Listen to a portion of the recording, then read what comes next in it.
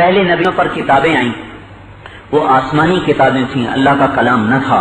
یہ فرق ہے قرآن میں اور پہلی کتابوں کا فرق ہے، بہت خوبصورت فرق ہے. ان تورات آسمانی کتاب ہے، اللہ کا کلام نہیں ہے. زبور آسمانی کتاب ہے، اللہ کا کلام نہیں ہے. انجیل آسمانی کتاب ہے، اللہ کا کلام نہیں ہے. صحیفے 150 چھوٹے پمفلٹ کتابیں، چھوٹی کتابیں، وہ آسمان کی کتابیں ہیں، وہ اللہ کا کلام نہیں ہیں. تورات آسمانی کتاب ہے، اللہ کا کلام نہیں ہے. زبور آسمانی کتاب ہے، اللہ کا کلام نہیں ہے.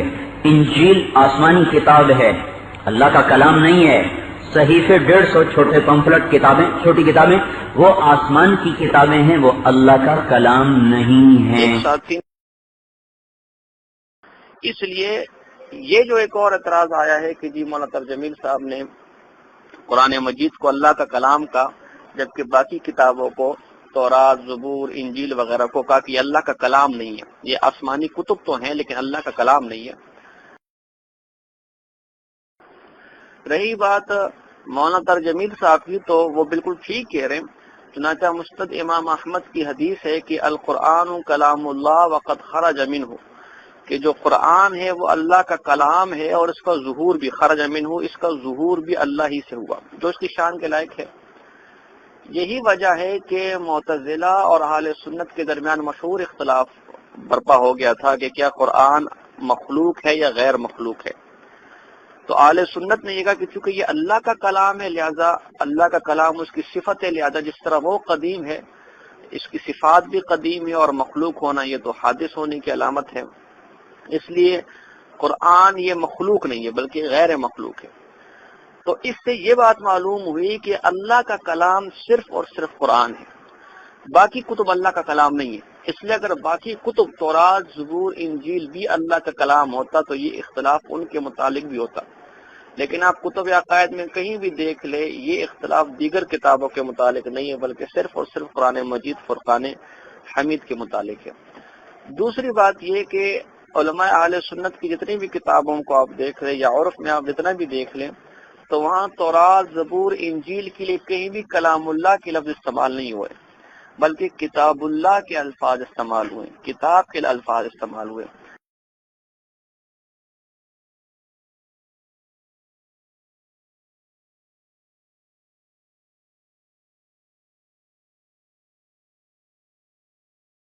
مولانا طارق جمیل صاحب کی کچھ گستاخیاں، بے ادبی والے الفاظ میں نے عوام کو الحمدللہ دکھائے اور کافی لوگ اس سے متاثر ہوئے، اور جو طارق جمیل صاحب کو اچھا سمجھتے تھے ان کو بھی اس چیز کا احساس ہوا کہ یہ کوئی عالم نہیں بلکہ جاہل ہے. انبیاء کرام کی شان میں اس طرح کے گستاخانہ الفاظ استعمال کرنا نہیں چاہیے. اس میں سے ایک بات تو یہ تھی کہ اللہ تبارک و تعالی کا کلام صرف قرآن کریم ہے، تورات، انجیل اور زبور قرآن، یہ اللہ کا کلام نہیں، صرف قرآن کریم ہے.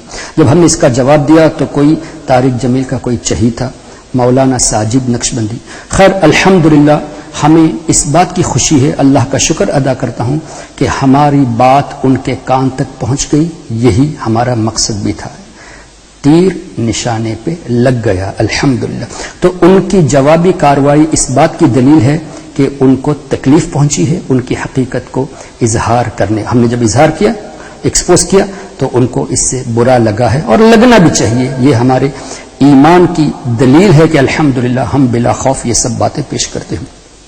تو ساجد نقشبندی صاحب جن کے بارے میں نے کچھ لوگوں سے سنا تھا کہ بہت زبردست جواب دیتے ہیں، سنی علماء کو بہت ایکسپوز کرنے کی کوشش کرتے ہیں، اعلیٰ حضرت کے خلاف بھی باتیں کرتے ہیں، اس طرح کی بہت باتیں سنی. لیکن جب طارق جمیل صاحب کی سپورٹ میں انہوں نے جب میرے خلاف آواز اٹھائی، اللہ اکبر، مجھے لگا کہ واقعی میں دیوبندی یہ دیوگندی ہے. ان میں کوئی چیز، علم نام کی کوئی چیز ہے نہیں، کہ دیوبند سے ہیں، اور دیوبند شیطان جہاں بند ہے، شیطان کے پاس بھی علم تھا، ادب نہیں تھا. یہی حال ان کا بھی ہے، بظاہر علم ہے، حقیقت میں علم نہیں ہے اور نہ ہی ان کے پاس ادب ہے.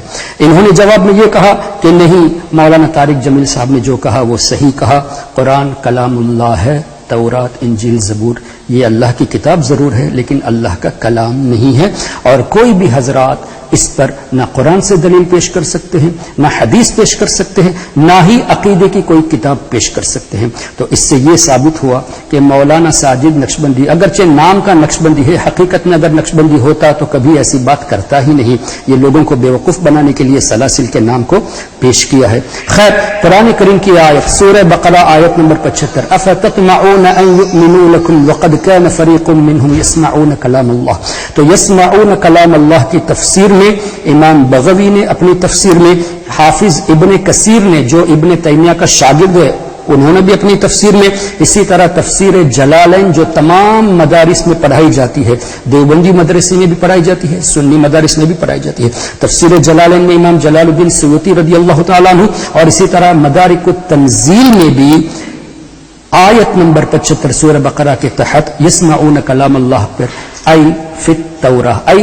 التوراہ، یعنی یہاں یسمعون کلام اللہ، اللہ کا کلام وہ لوگ سنیں، اس کو تورات کو سنیں، یہ تفسیر میں کہا گیا ہے اور واضح طور سے کہا گیا ہے۔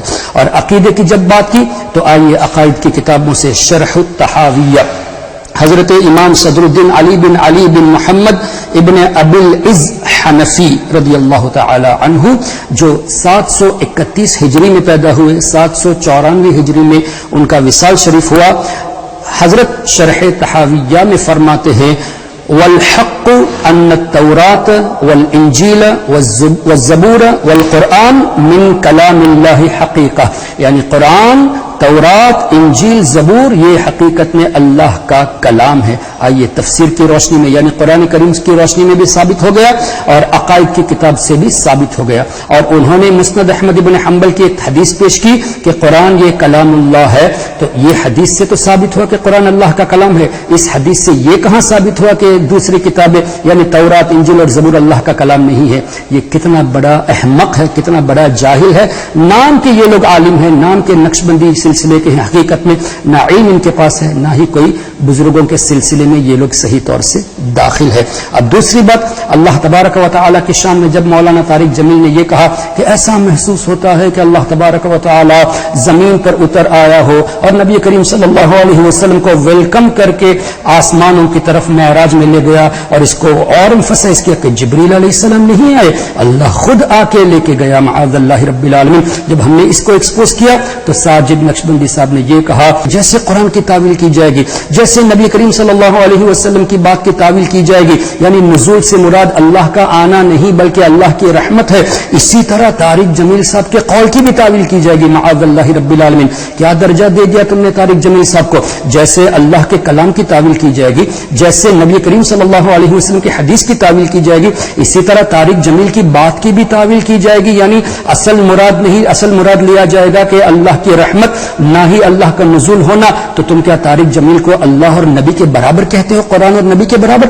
معاذ اللہ رب العالمین۔ ارے بے وقوف ساجد نقشبندی صاحب، تم کو یہ کہنا چاہیے طارق جمیل صاحب کو، جب قرآن کی تعویل کی جائے گی، حدیث کی تعویل کی جائے گی، تو طارق جمیل کو بھی تعویل شدہ بات پیش کرنی چاہیے تھی۔ اور فیس بک میں، یوٹیوب میں، سب ان میڈیا کے ذریعے تم لوگ کہتے ہو کہ ہم تمام سنیوں کو چیلنج کرتے ہیں۔ تم پاکستان کے ہو، ہمارے حضرت علامہ سید شاہ تراب الحق قادری مدظ اللہ العالی کی بارگاہ میں آ کے دیکھو کس طرح تمہیں ننگا کر دیتے ہیں۔ تمہیں ہمت کہاں ہے؟ تم یہ کہتے ہو کہ ہم مفتی اختر رضا خان مصباحی صاحب سے چیلنج کرنے کے لیے تیار ہے، انڈیا آنے کے لیے تیار ہے، جبکہ تمہیں معلوم ہے کہ انڈیا پاکستان کے ویزا کے معاملات صحیح نہیں ہے۔ تو یہ آسان نہیں ہے۔ پاکستان میں حضرت علامہ سید مظفر حسین شاہ صاحب موجود ہے، جاؤ ان کی بارگاہ میں، ہمت ہے تو مناظرہ کر کے دیکھو۔ ڈاکٹر صف جلالی صاحب موجود ہے، ان کی بارگاہ میں مناظرہ کر کے دیکھو، ایسا تمہیں حال دکھائیں گے کہ تمہیں تمہاری اصلیت نظر آ جائے گی۔